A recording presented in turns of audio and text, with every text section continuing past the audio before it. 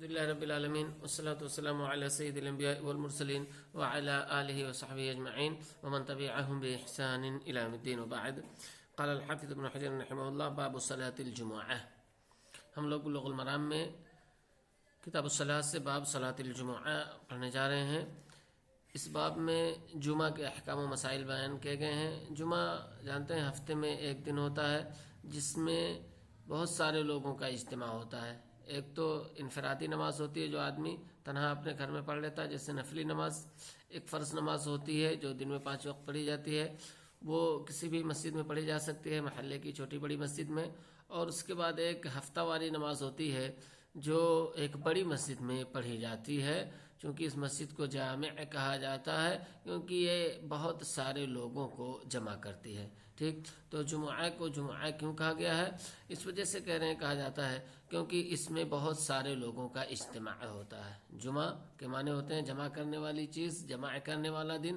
تو اس کو جمع کرنے والا دن اس وجہ سے کہتے ہیں کیونکہ اس میں بہت سارے لوگ جمع ہوتے ہیں. دیگر نمازوں کے بنسبت 3-4 مسجدیں جو چھوٹی چھوٹی آس پاس کی ہوتی ہیں، ان مسجدوں کے تمام نمازی کسی ایک بڑی مسجد میں اکٹھا ہو جاتے ہیں تو بہت سارے لوگوں کا اجتماع ہوتا ہے، اس وجہ سے جمعہ کہا جاتا ہے.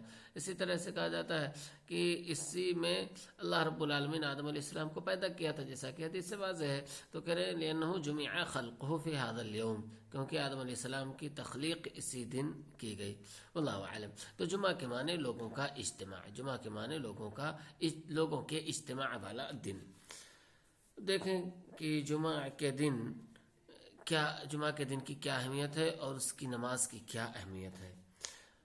عن عبداللہ بن عمر و ابی ہریرہ رضی اللہ تعالی عنہم انہما سمع رسول اللہ صلی اللہ علیہ وسلم. حضرت ابن عمر اور ابو ہریرہ رضی اللہ تعالی عنہم سے روایت ہے، دونوں نے رسول پاک صلی اللہ علیہ وسلم کو فرماتے ہوئے سنا ہے. یقول علی اعواد منبرہ، آپ صلی اللہ علیہ وسلم اپنے ممبر کی لکڑیوں پر کہہ رہے تھے، اپنی ممبر کی لکڑیوں پر کہہ رہے تھے. اب ممبر کی لکڑیوں سے کیا مراد ہے؟ اصل پہلے آپ صلی اللہ علیہ وسلم جب خطبہ دیتے تھے جمعہ کی نماز کے لیے تو ایک لکڑی ہاتھ میں لیے رکھتے تھے، اس پر ٹیک لگا کر کے آپ خطبہ دیتے تھے. ایک لکڑی تھی آپ کے بغل میں، اسی پر آپ ایک طرح سے پکڑ کر کے ٹیک لگا کر کے خطبہ دیتے تھے. اس کے بعد پھر لکڑی کا ایک ممبر بنایا گیا تھا، اس ممبر پہ چڑھ کر کے آپ خطبہ دیا کرتے تھے. اور اس کے بعد پھر وہ ممبر جل گیا تو پکی اینٹوں کا ممبر بن گیا. تو آپ صلی اللہ علیہ وسلم اپنے ممبر کی لکڑی پر خطبہ دے رہے تھے. مطلب یہ ہے لکڑی کا جو ممبر تھا اس پر خطبہ دے رہے تھے، یعنی جو دوسرا اسٹیپ تھا. یعنی پہلا اسٹیپ لکڑی پر ٹیک لگاتے تھے، پھر دیکھا لوگوں نے تو اس کے بعد پھر یہ ہوا کہ ایک اچھا سا ممبر بن جانا چاہیے، تو ایک صاحب نے بنا کر کے ایک اچھا سا ممبر پیش کیا لکڑی کا. تو وہ لکڑی کا ممبر تھا، اسی پر آپ صلی اللہ علیہ وسلم چڑھ کر کے خطبہ دے رہے تھے. تو اسی پر خطبہ دیتے ہوئے آپ نے کیا کہا؟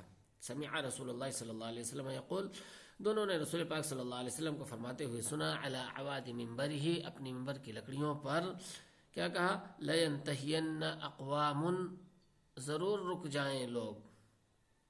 لینتہین اقوام، چاہیے کہ ضرور رک جائیں لوگ. عن ودعہم الجمعات، جمعہ چھوڑنے سے، جمعوں کو چھوڑنے سے رک جائیں، جمعہ کو چھوڑنے سے رک جائیں. ودع مانے چھوڑنا، عن ودعہم الجمعات، جمعہ کو چھوڑنے سے رک جائیں. اب جیسے کبھی مسئلہ ہوا کہ آدمی کسی سفر پہ گیا ہے تو جمعہ معاف ہے. اسی طرح سے کبھی ایسے کوئی مجبوری ہو گئی آدمی کی، بارش ہو رہی ہے نہیں پہنچ سکا مسجد تک، اسی طرح سے کوئی اور ایسی صورتحال ہو کہ ایک جمعہ چھوٹ جائے تو اتنا مسئلہ نہیں ہے کسی مجبوری کی وجہ سے. لیکن اگر آدمی عادت بنا لیتا ہے 2 جمعہ 3 جمعہ لگاتار چھوڑ دے ایسے ہی سستی کی وجہ سے یا کسی اور وجہ سے، تو پھر ایسے لوگوں کو اپنا حساب لینا چاہیے، اپنا محاسبہ کرنا چاہیے. لینتہین اقوام، چاہیے کہ بعض آ جائیں لوگ. عن ودعہم الجمعات، جمعوں کو چھوڑنے سے، جمعہ کی نمازوں کو چھوڑنے سے. او لیختمن اللہ علی قلوبہم، یا کہ اللہ رب العالمین ان کے دلوں پر مہر لگا دے گا، یا اللہ رب العالمین ان کے دلوں پر مہر لگا دے گا. کیا مطلب ہے اللہ رب العالمین ان کے دلوں پر مہر لگا دے گا؟ جب مہر لگا دے گا تو کہہ رہے ہیں ثم لیکونن من الغافلین، پھر وہ لوگ غافلوں میں سے ہو جائیں گے، پھر وہ لوگ مغفل ہو جائیں گے، غفلت برتنے والے ہو جائیں گے. کیا مطلب ہے اللہ تعالیٰ مہر لگا دے گا؟ یعنی ان کے دلوں پر زنگ لگ جائے گی، ان کے دلوں پر ایک طرح سے زنگ لگ جائے گی، اور اس کے بعد پھر جو لطف و کرم اللہ رب العالمین کا ہوتا ہے اس لطف و کرم سے محروم ہو جائیں گے۔ اسی طرح سے وہ غفلت کے شکار ہو جائیں گے۔ جب اتنی بڑی چیز سے غفلت کرنے لگے ہیں، اتنی بڑی چیز سے غافل ہونے لگے ہیں، تو اسی صورت میں چھوٹی چھوٹی چیزوں سے اور غفلت کرنے لگیں گے، اور پھر زندگی کے ہر شعبے میں وہ غفلت برتنے والے ہو جائیں گے، اور ہر جگہ کے وہ بھلکڑ ہو جائیں گے۔ ٹھیک، تو اللہ کے رسول صلی اللہ علیہ وسلم نے فرمایا کہ جمعہ کی نماز پڑھنے کے کئی فوائد ہیں۔ ان میں سے ایک ہے کہ اگر آدمی جمعہ پڑھتا رہتا ہے تو اس کے دلوں پر مہر نہیں لگتی ہے، یعنی اس آدمی کا دل رحم و کرم کا مستحق ہوتا ہے، اور اللہ رب العالمین کی رحمت، اللہ رب العالمین کے لطف سے وہ لطف اندوز ہوتا رہتا ہے۔ اسی طرح سے اس کے دلوں میں نرمی رہتی ہے، کیونکہ جب خطبے سنتا ہے تو اس میں انسانی ہمدردی پر ابھارا جاتا ہے، نیک کام کرنے پر ابھارا جاتا ہے، انسانی سلوک پر ابھارا جاتا ہے، تو اس سے دلوں میں رقت ہوتی ہے۔ لیکن جب وہ خطبے نہیں سنتا ہے تو اسی صورت میں شیطان ہی کا زیادہ تر اس پر غلبہ ہوتا ہے، اور دلوں میں سختی بڑھ جاتی ہے، اور اس کے بعد آدمی سخت مزاج ہو جاتا ہے۔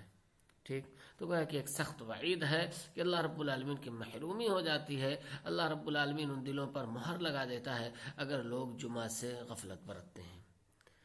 وعن سلمة بن الأكوع رضی اللہ تعالی عنہ قال كنا نصلي مع رسول اللہ صلی اللہ علیہ وسلم الجمعہ، کہنے ہیں کہ ہم لوگ رسول پاک صلی اللہ علیہ وسلم کے ساتھ جمعہ کی نماز پڑھتے تھے۔ وقت بتایا جا رہا ہے کہ کس وقت جمعہ کی نماز پڑھی جائے گی۔ ہم لوگ رسول پاک صلی اللہ علیہ وسلم کے ساتھ جمعہ کی نماز پڑھتے تھے، ثم ننصرف، پھر ہم لوٹتے تھے، ولیس للحیطان ظل، اور دیواروں کے سائے نہیں ہوتے تھے، نستظل به، کہ ہم اس سے سایہ حاصل کریں۔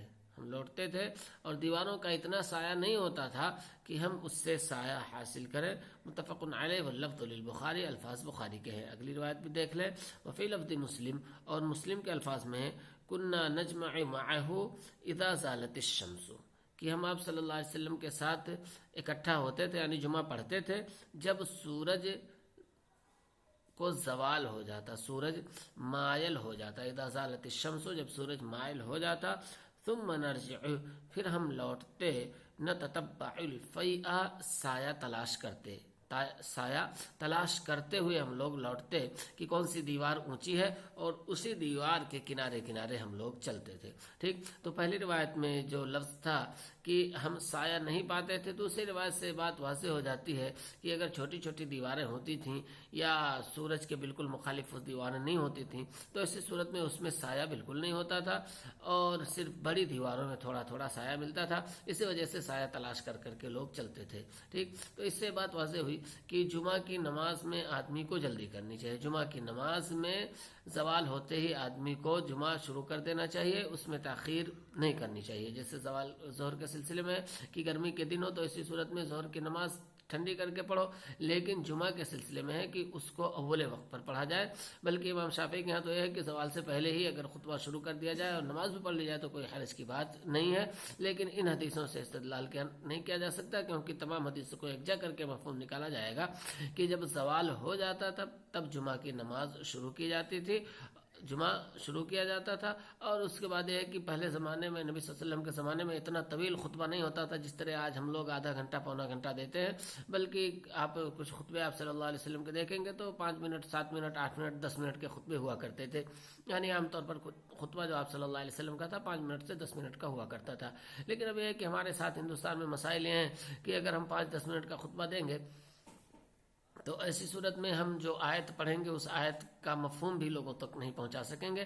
لیکن آپ صلی اللہ علیہ وسلم کا معاملہ یہ تھا کہ آپ صلی اللہ علیہ وسلم جوامع الکلم والے تھے، فصیح اللسان تھے۔ دوسرے کہ سننے والے تمام سامعین عربی زبان کو بڑی اچھی طرح سمجھتے تھے، تو جب اچھی طرح سمجھ لیں گے تو ان کو کسی تشریح کی ضرورت نہیں ہے۔ لیکن ہم ایک آیت پڑھتے ہیں تو اب اس کا ترجمہ کرتے ہیں، ترجمہ کے بعد پھر اس کی تشریح کرتے ہیں، تو جو کام ایک عربی سمجھنے والا 1 منٹ میں کر سکتا ہے، یعنی 1 منٹ میں جو چیز سمجھ سکتا ہے، اردو والے کو کم از کم 3 سے 4 منٹ لگ جائے گا اسے سمجھنے میں، اور اسی طرح سے اس کے مقرر کو سمجھانے میں۔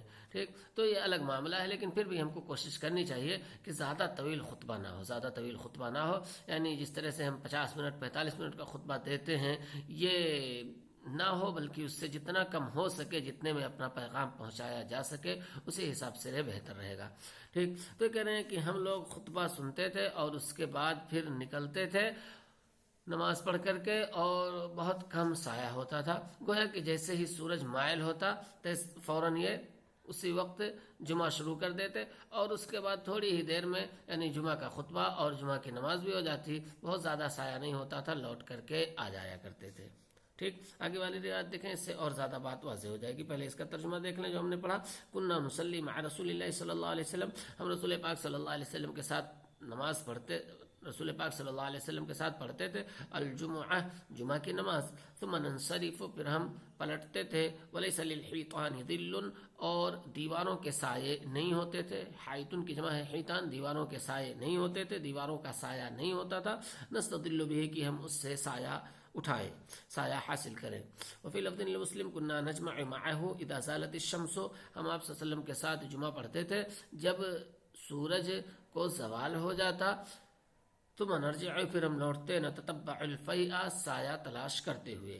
وعن سہل بن سعد رضی اللہ عنہ قال، سہل بن سعد رضی اللہ تعالی عنہ سے روایت کہہ رہے ہیں، قال ما كنا نقیل ولا نتغدى الا بعد الجمعۃ، ہم نہ تو قیلولہ کرتے تھے اور نہ ہی دن کا کھانا کھاتے تھے، الا بعد الجمعۃ، مگر ایک ہی جمعہ کے بعد۔ ما كنا نقیل، قال یقیل قیلولۃ، مانے دوپہر میں سونا، ما كنا نقیل، ہم قیلولہ نہیں کرتے تھے، یعنی ہم دوپہر والا جو سونا ہوتا ہے اس کو نہیں سوتے تھے، دوپہر میں ہم نہیں سوتے تھے، دوپہر والی جو نیند ہوتی ہے اس کو اس وقت نہیں لیتے تھے جب تک کہ جمعہ نہ پڑھ لیں۔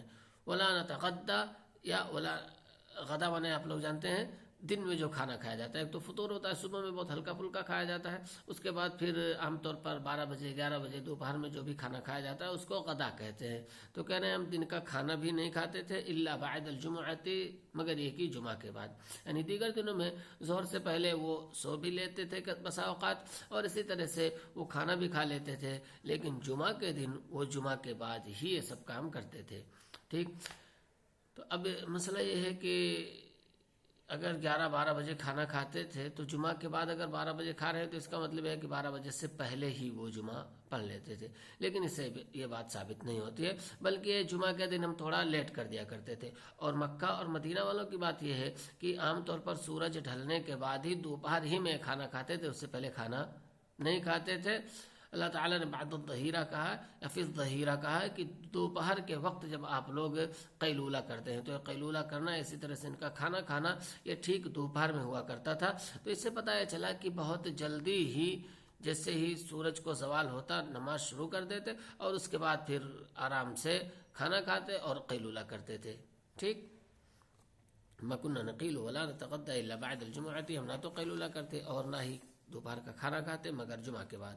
متفق علیہ واللفظ لمسلم، وفی روایت فی عہد رسول اللہ صلی اللہ علیہ وسلم، اور ایک روایت میں ہے کہ اللہ کے رسول صلی اللہ علیہ وسلم کے زمانے میں، آپ صلی اللہ علیہ وسلم کے زمانے میں ہم قیلولہ اور دوپہر کا کھانا جمعہ کے بعد ہی کیا کرتے تھے۔ اور ویسے بھی فطری چیز ہے کہ جب ہم جمعہ کے دن اس سے پہلے نہانے دھلنے اور کپڑا وغیرہ پریس کرنے، اسی طرح سے اس میں خوشبو لگانے میں مصروف ہوں گے تو عام طور پر کھانا ہمارا لیٹ ہی ہو جائے گا اور سونا بھی مؤخر ہو جائے گا، کیونکہ اس سے پہلے جب ہم نہا دھل چکے ہوں گے اور پھر جمعہ میں دل لگا رہے گا تو ہم بیچ میں کب قیلولہ کریں گے۔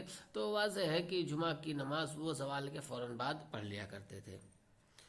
اب آگے دیکھیں کہ جمعہ کی نماز اگر جمعہ کا خطبہ ہو رہا ہے تو وہاں سے آدمی کو بھاگنا نہیں چاہیے۔ خطبے میں اگر پہنچ گیا مسجد میں تو چاہے بڑا معاملہ باہر کیوں نہ ہو جائے، کوئی تجارت خرید و فروخت ہو باہر اور سامان بیچنے والا کوئی آئے تو نکل کر کے وہ سامان نہیں خریدنا چاہیے، بلکہ اس بیچنے والے کو بھی انتظار کرنا چاہیے کہ نماز ہو جائے، لوگ نکلے تب بیچے۔ اسی طرح سے جو لوگ اندر ہیں ان کو، امام کو نہیں چھوڑنا چاہیے، وہیں بیٹھے رہنا چاہیے، جمعہ کے بعد ہی نکل کر کے وہ خرید و فروخت کرنی چاہیے۔